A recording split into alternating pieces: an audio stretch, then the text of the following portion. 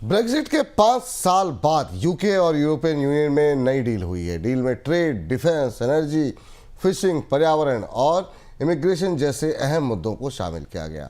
इस डील के बाद यूके में यूरोप के दूसरे देशों की नावों को 12 साल के लिए फिशिंग की अनुमति मिल गई है। यूरोप के दूसरे देशों के साथ संबंध सुधारने की दिशा में यूके का ये बड़ा कदम माना जा रहा है। सर, अगर इस समझौते की जो प्रमुख शर्तों पर अगर गौर करें, वो कौन कौन सी हैं? कैसे देख रहे हैं आप इन शर्तों को? बेहद महत्वपूर्ण और बड़ा बदलाव था।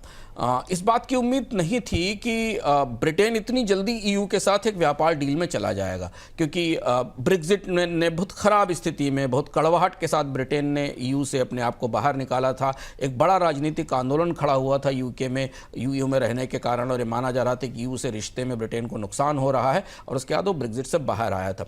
और अब बदली हुई परिस्थितियों में डोनाल्ड ट्रंप के नए टैरिफ राष्ट्रवाद के कारण, दुनिया के बाजार व्यापार की धुरियों में बदलाव के कारण यूके और ईयू, जो कि एक दूसरे के प्रतिस्पर्धी और दूर थे, उन्हें अब एक साथ आने की जरूरत पड़ रही है। डेटा पॉइंट पे हम समझते हैं इसे कि दरअसल क्या परिस्थिति है और कौन कौन से ऐसे प्रमुख प्रावधान हैं जिनके जरिए ईयू और यूके की डील आगे बढ़ेगी। व्यापार में सबसे बड़ी रियायत जो यूके देने जा रहा है वो खाद्य और कृषि उत्पादों का व्यापार सस्ता होगा, उपभोक्ताओं को सस्ते उत्पाद मिलेंगे। ब्रेग्जिट के बाद कई सारी जटिल प्रक्रियाएं लगाई गई थी ईयू का सामान यूके के बाजार में आने के लिए, इन्हें रियायत दी जा रही है।